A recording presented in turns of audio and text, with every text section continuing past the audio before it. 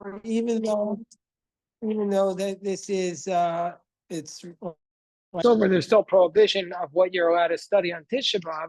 Certain restrictions are loosened. Deuteronomy chapter 12, verse 4. But you are allowed to study the things, certain things. And this is the Torah reading for Tisha B'Av, so for sure we're allowed to study it. And the Torah reading for Tisha B'Av is also this week's Parasha Vaetchanan. So we have a double. Rabbi, it can't be chapter 12. I mean, chapter 4, verse 25. Sorry. What's the matter with me? You're tired. We said that. Chapter 4, verse 25. I don't know where I got to chapter 12. I don't know. I keep thinking about Eric's line from this morning. Bankruptcy happens very slowly and then very quickly. But I don't know where I got to chapter 12. I don't know. I'm still thinking about that. Okay. Kistoid banim uvnei vanim v'no shant. Chapter 4, verse 25. Yeah. Chapter 4. Benji. We already tossed me on that one. Where was the key, Jeff? Who found it? Kira found it. Okay. Oh, you see, it wasn't here. Okay. And speaking of next door, the person 2 houses down, I don't know who they are. They moved in, but they have a mezuzah, so I knocked on their door, but there was no answer. But they're in my perspective. They're on the horizon. 2 houses down, yeah. Yeah, very beautiful house. Okay. When you give birth to children and grandchildren, and you have been long in the land, we'll see Rashi says the word shantem is an unusual word. And then you do the wrong thing.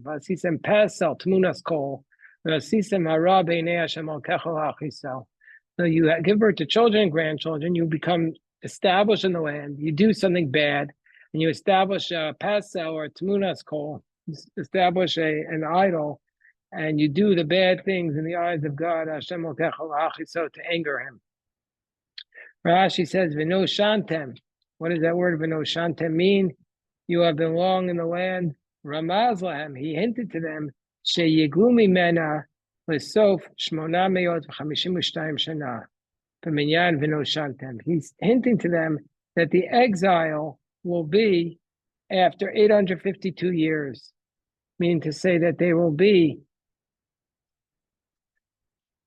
852 years in I'm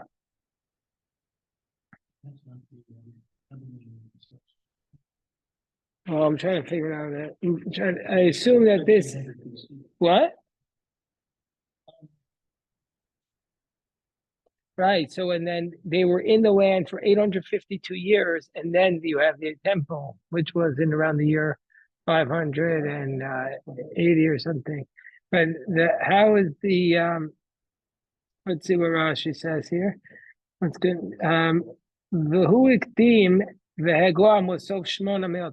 But God pushed ahead the exile and they exiled them after 850 years.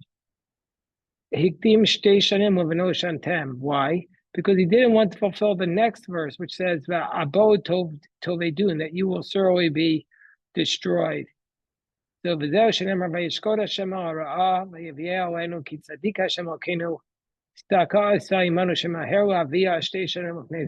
did a great, tremendous charity for us, that he exiled us early, because if we would have waited a little bit longer, it would have been an even bigger tragedy.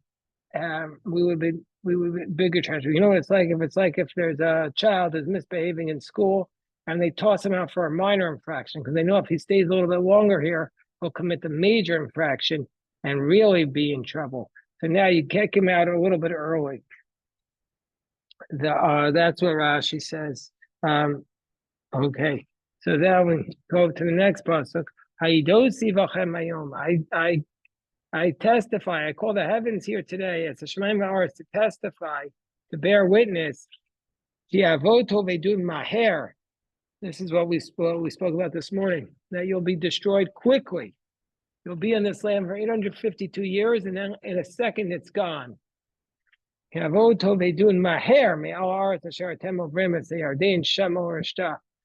you'll be destroyed from the land that you cross over the Jordan there to inherit. Will not be long on it, you'll be destroyed. It's so interesting to me that even before they come into the land, we're being told that they're going to be tossed from this land. Right? What?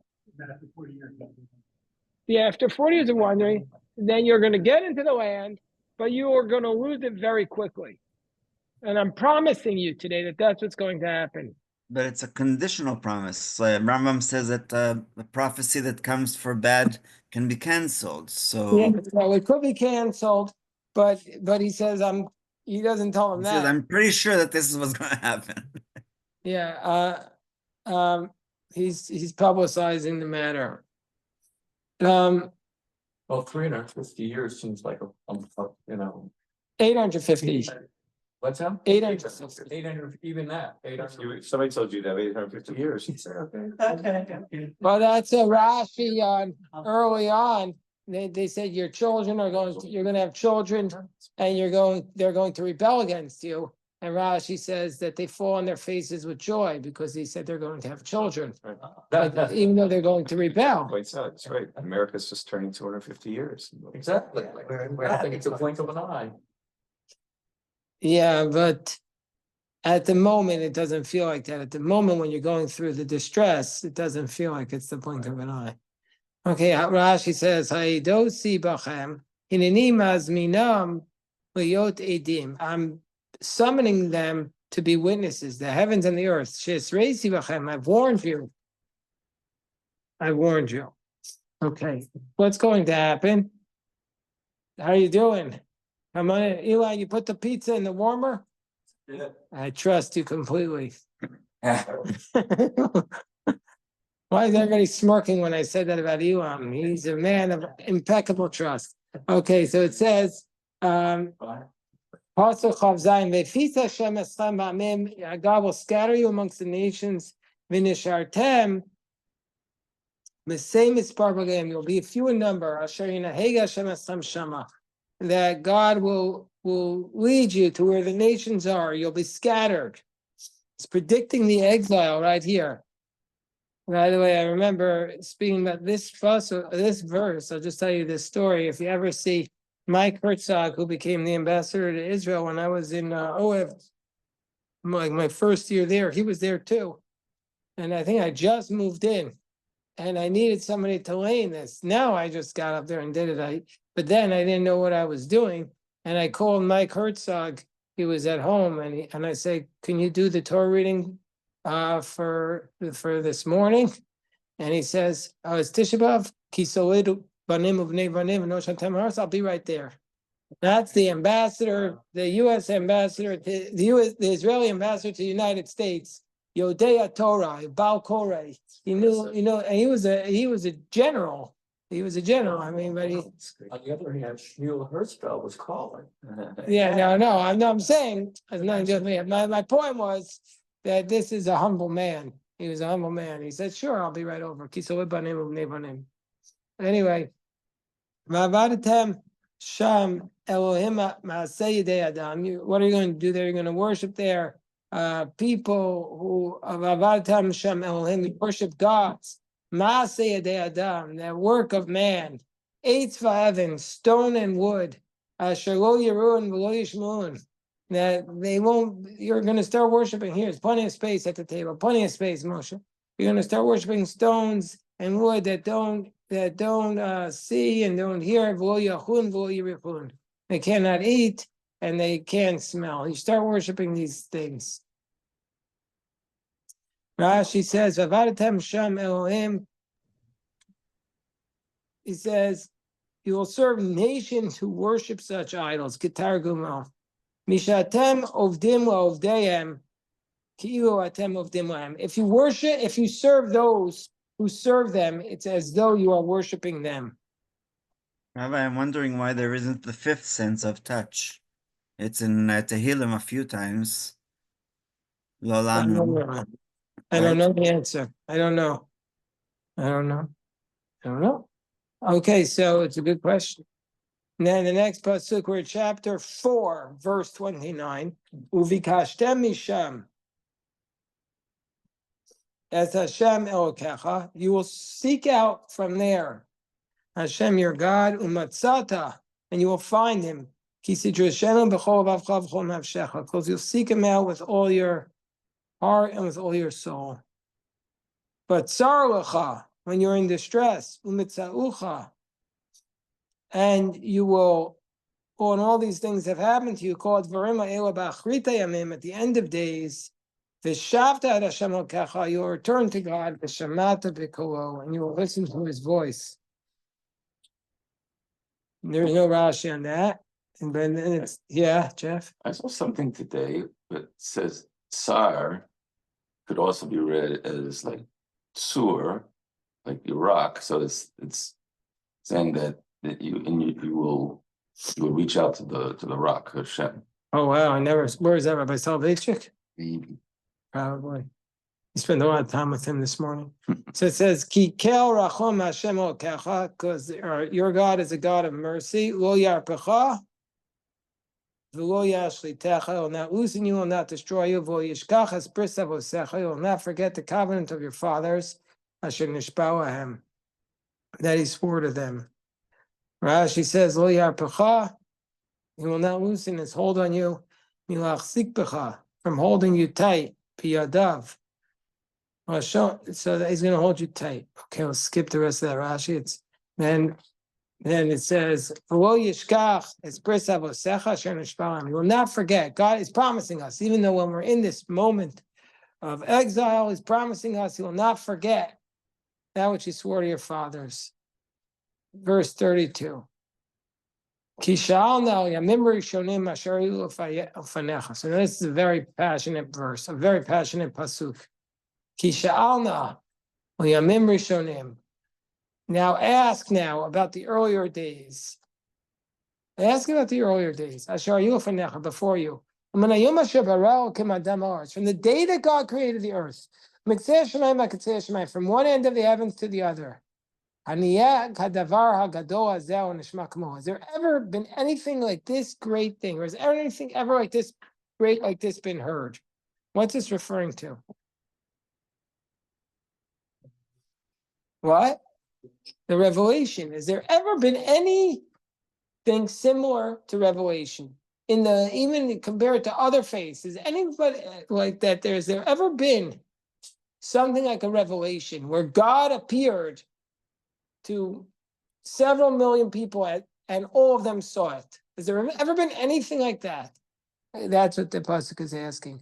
Rashi says, also inquire, all the creatures who are found from one end of the earth to the other. That's the simple meaning. But the Midrash it teaches us that Adam's height was from earth to the heavens. And that's the same measure as from one end of the earth to the other. That we learned in the Gemara Chagiga. Rashi says, has there ever been anything like this great thing? What is this great thing? Mawa davar gadol hashama'am. Has people ever heard the following? Hashama'am, that's the next verse. Has there ever been a nation that's heard God talk from the fire? Like you heard Vayechi and survived? Has there ever been such a nation?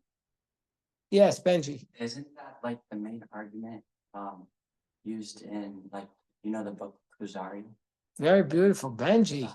Isn't that like the main argument as to why Judaism is true versus other religions? Because that was his argument. Very good, Benji. Did you study that in school? How did you know that then? Wow, Benji. Benji is value added to our yeshiva. I love that, Benji. Benji's saying that. Going for a week now. Benji's saying that the Kuzari is a famous book. The Kuzari. Is everybody here familiar with the Kuzari? Or should I share with you? First of all, we read about. Being studied every other Tuesday. No, he's studying Lutzato. It goes on to, no. When we finish. When you finish Mar Nevuchim, it's going to turn to Kuzari, right? So the Kuzari was written by Rabbi Yehuda Levi, and he basically imagines a conversation with a leader of the Khazars, which was like, we don't know where this kingdom is. Some want to argue, I'm getting the end of the story. We don't really know where this kingdom was. And he argues for that why he should become Jewish versus Islam or Christian. And it's a very medieval type of discussion. And in his discussion, he says that the proof is, for Jewish faith, is that the revelation happened at in front of millions of people, and you can't make up a lie like that. Unfortunately, today we know you can't make up lies for millions of people, but that was his argument. And what I was always, whatever. So it said at the end of the book that this king converted, and his whole kingdom converted. So where are they?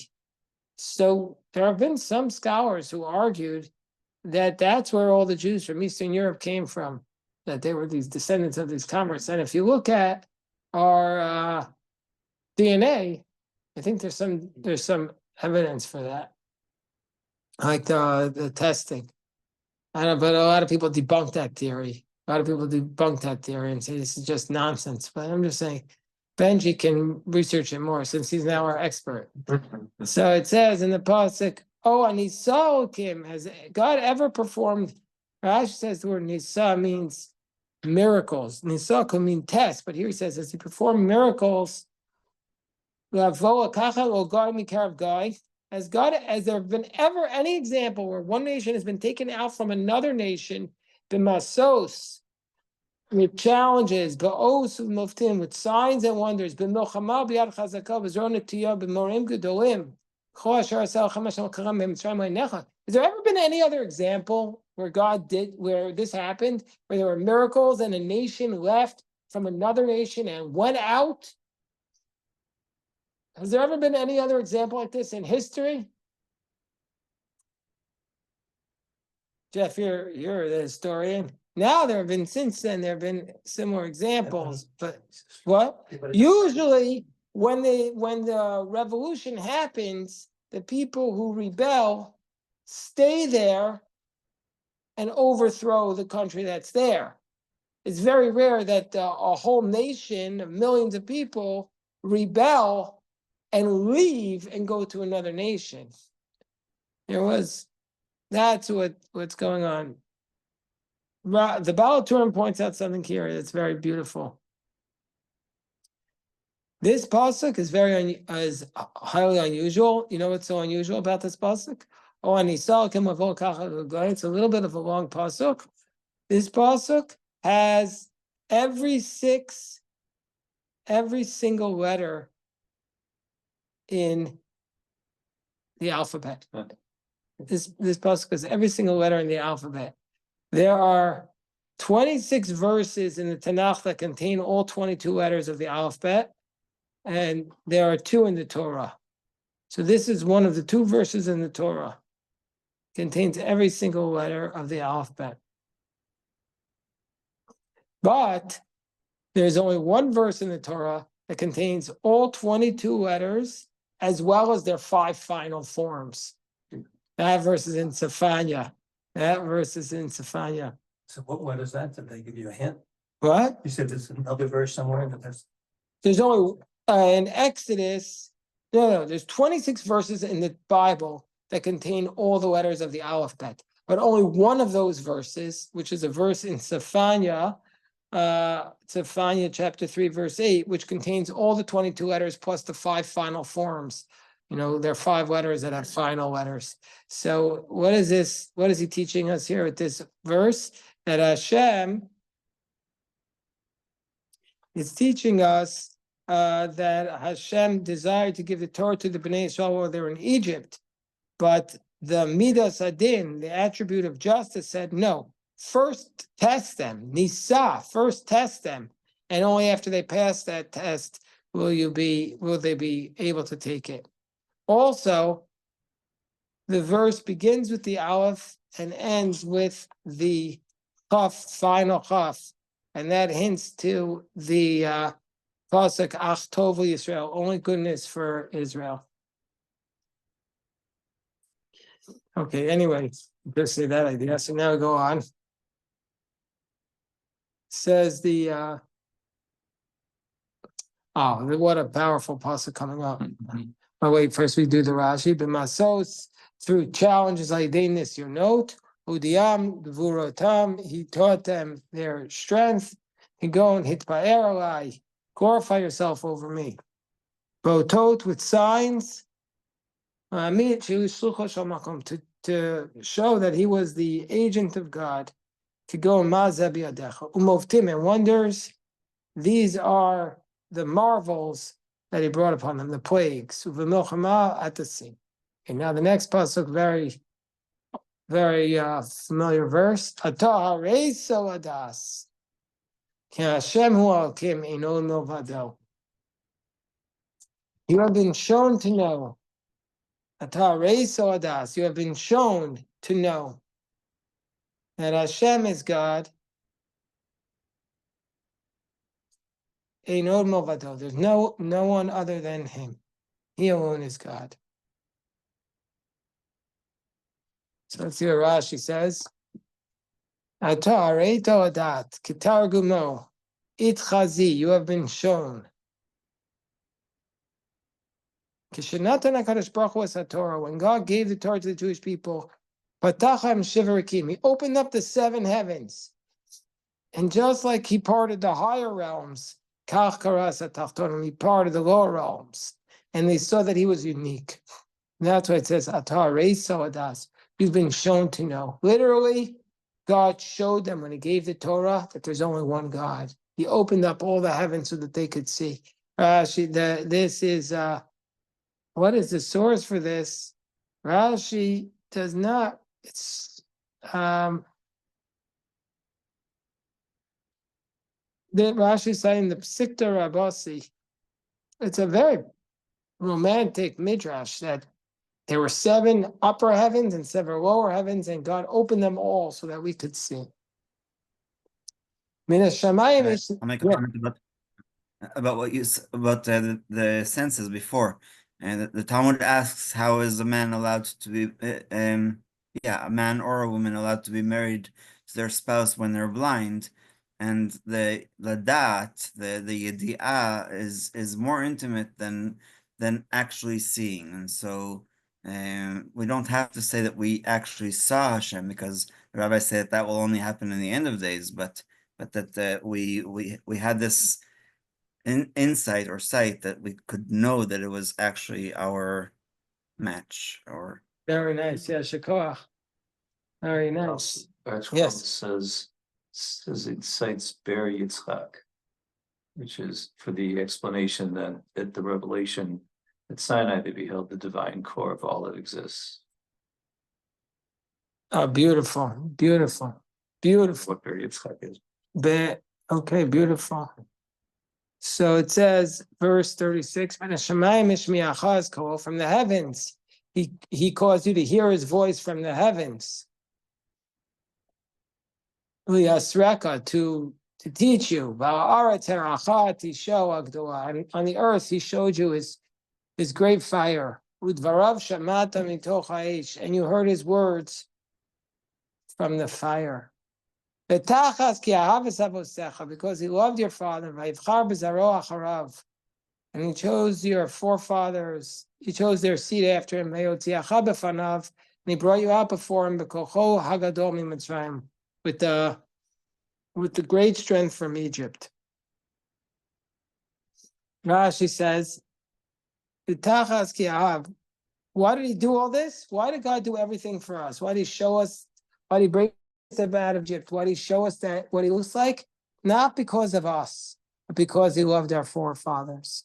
That's what it says. V'tachas, Rashi says, kol zeh tachas asher ahav, only because he loved. Only because he loved our forefathers.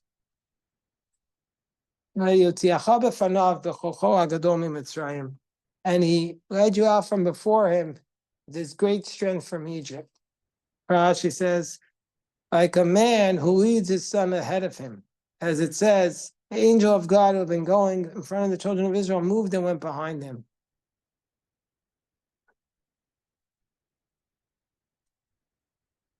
He took you out before him. He took you out before their forefathers, like it says, in the presence of their forefathers, he did wonders.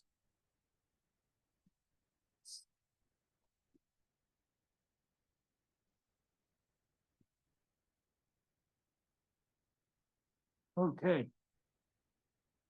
Next pasuk. The Adata Yov. No. To make you inherit greater nations, mightier than you. To give you this land.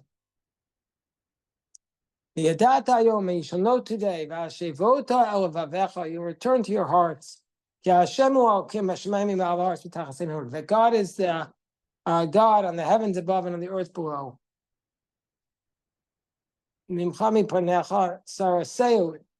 Okay. Let's just finish this paragraph. Guard the commandments like I command you today. So basically, guard these laws in order that you shall have length of days on the earth that Hashem your God will give to you. So basically, this is, now we see why this is the reading for Tisha Beav. It shows Hashem, everything Hashem does for us, he does out of love. Does out of love, and he's love for our forefathers, love for us, so that we can not mess up and stay in the land. All right, we'll stop it. We'll dive in Mariv, and we'll just say the schedule. Dive in Mariv now, Baruch Hashem. After